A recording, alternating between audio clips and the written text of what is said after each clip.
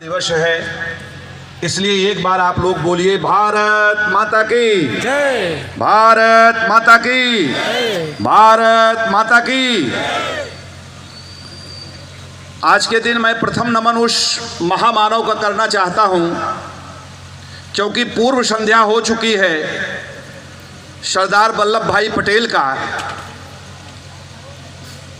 जिनके जीवन इतिहास के बारे में संक्षिप्त में इतना जान लीजिए कि धरावतरण से लेकर धरावसान तक वो 75 वर्ष 45 दिन इस धरती पर रहे, और वह 75 वर्ष भारतीय इतिहास का एक ऐसा वर्ष था जब भारत का इतिहास अगड़ाई ले रहा था। भारत के इतिहास में तमाम मोड़ आ रहे थे। भारतीय संस्कृति एक नया आयाम धारित कर रही थी। ऐसे समय ऐसे यशस्वी नेता जिन्हें सरदार की उपाधि दी गई, वास्तव में राजनीति में अगर कोई असरदार था तो वो सरदार था, बाकी तो मैं अब किसी पर कोई बात नहीं कहूँगा। असरदार तो सरदार ही थे। इसलिए उनको आज की इस पावन उनकी जन्म दिवस की पुनीत संध्या पर मैं प्रणाम करता हूँ, नमन करता हूँ। सज्जनों, बड़ी ऐतिहासिक पृष्ठभूमि पर यह कार्यक्रम हो रहा है, और इस ऐतिहासिक पृष्ठभूमि के सूत्रधार जौनपुर का यह राज परिवार, जो राजनीति में संस्कृत शिक्षा के समस्त आयामों को समेटता रहा, और जब आज़ादी की लड़ाई के बाद से जब पुनरुत्थान की बात आई तो शिक्षा की, सही पूछा जाए विद्वता की आभा अगर किसी राज परिवार में थी इधर पूर्वांचल में, तो वह इसी राज परिवार में थी। आप लोग बहुत सारे विद्वान बैठे हैं, लाइब्रेरी देखे रहे होंगे। दुनिया की मानी जानी पुस्तकें इस लाइब्रेरी में उपलब्ध हैं। राज परिवार बड़े थे, राजे महाराजे बड़े थे, लेकिन संस्कृत में अवदान देने वाला कोई राज परिवार था, विद्वता की पराकाष्ठा पर पहुंचने वाला कोई राज परिवार था, तो यह परिवार था। मैं उस परिवार के सुकृत्यों का नमन करता हूं। सज्जनों, आज का जो ये कार्यक्रम है, इस कार्यक्रम में हमारे वरिष्ठतम और जौनपुर जनपद के कह सकते हैं कि केवल अधिवक्ता ही नहीं बल्कि सामाजिक क्रियाकलापों के एक ध्वजवाहक हैं, जो इस उम्र में भी युवा की तरह कार्य करते हैं। वरिष्ठ होने के नाते मैं इनके चरणों में प्रणाम करता हूं, पंडित यादवेंद्र चतुर्वेदी जी का।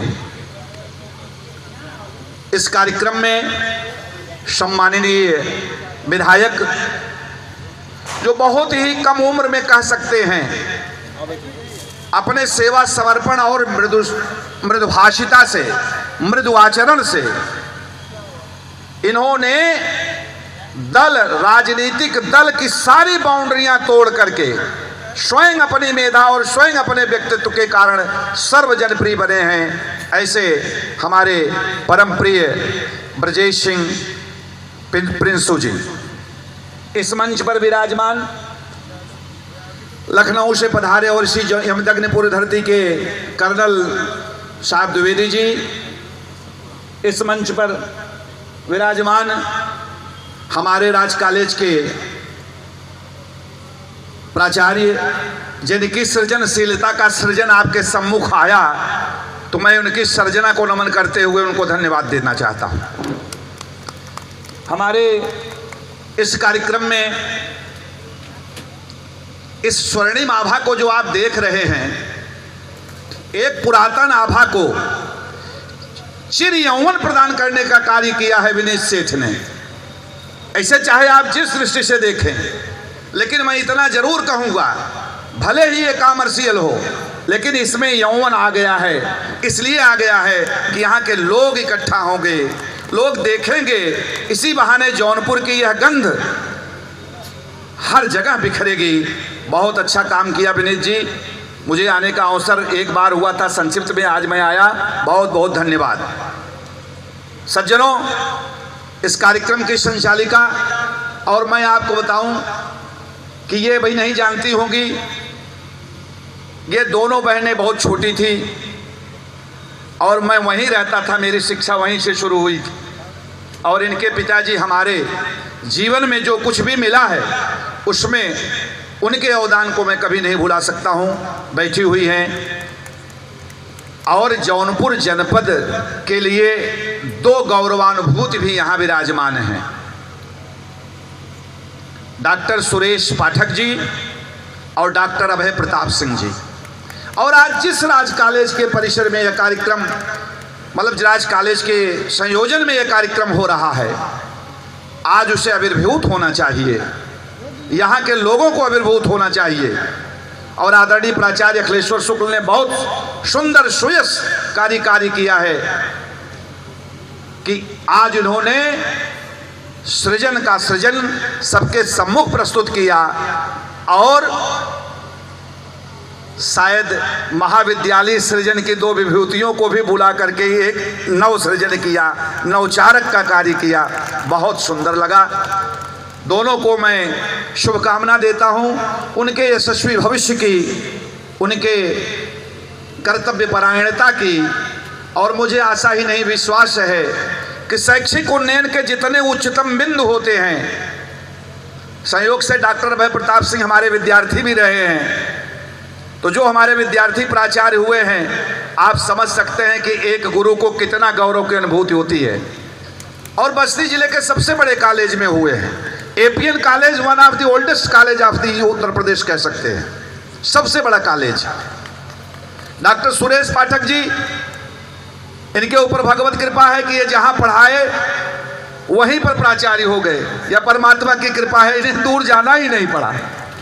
तो ये सब भगवान की कृपा है। मैं इनके सुयशकारी भविष्य की कामना करता हूं।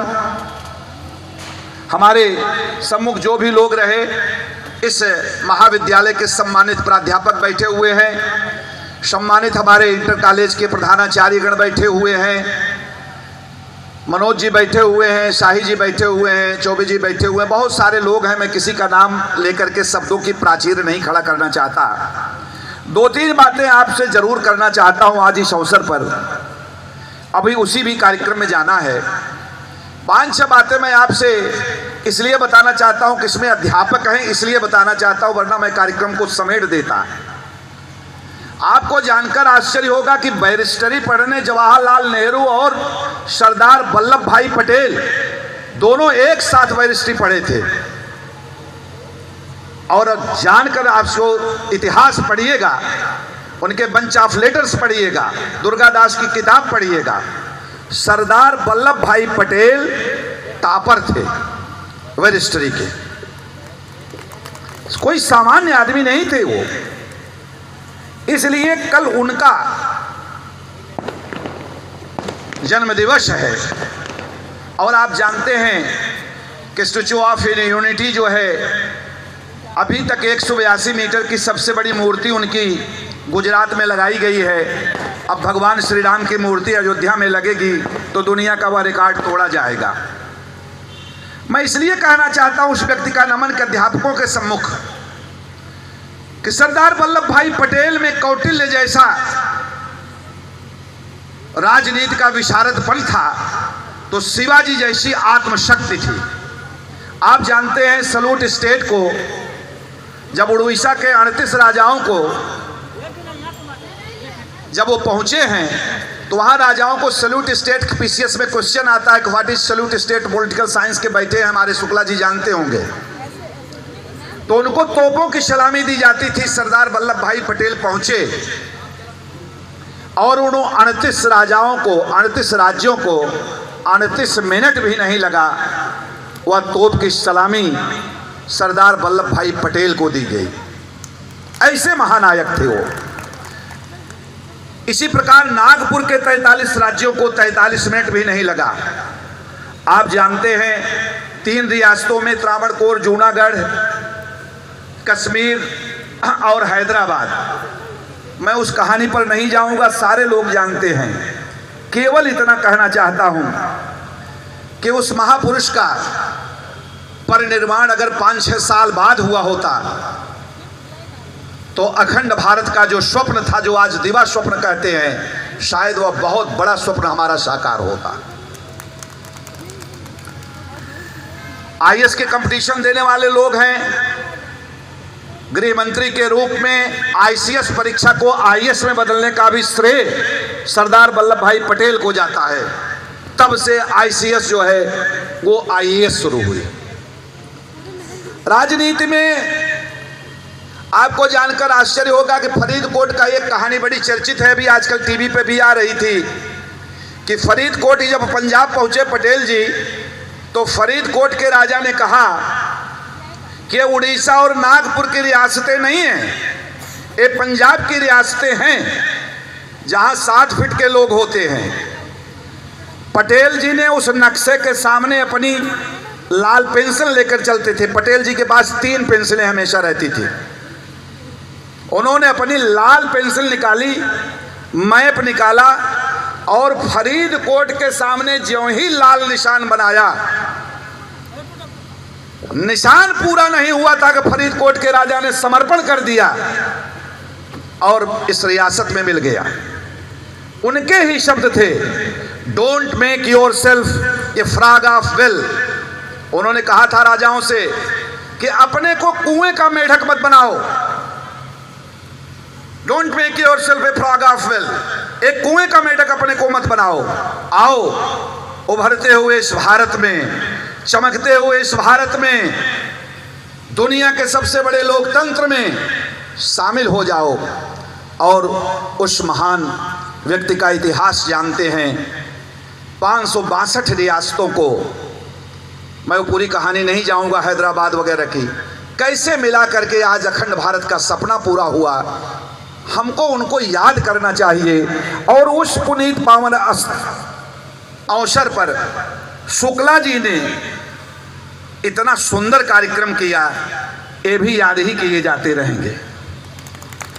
सज्जनों, हमारे अध्यापक गण बैठे हुए हैं, एक ही निवेदन है, हमें भी जाना है, वो भी जानते हैं जहां गए वो कार्यक्रम में, कि धर्म और शिक्षा को, धर्म और विचार का समन्वय जहां होगा, संस्कृति और संस्कार का जहां समन्वय होगा, इस भारत में भारतीयता का समन्वय होगा, तो यह जाने रहिएगा कि पटेल जी के उन सपनों को हम साकार कर सकेंगे जो शायद आज इस भारत में सबसे ज्यादा प्रासंगिक है।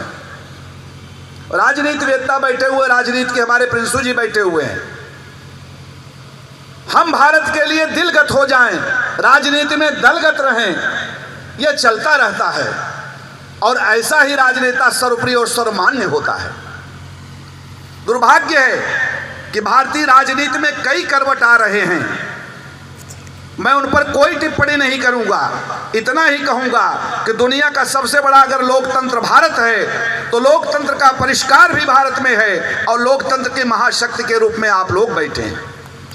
इसलिए सभी लोगों को आज साधुवाद, धन्यवाद।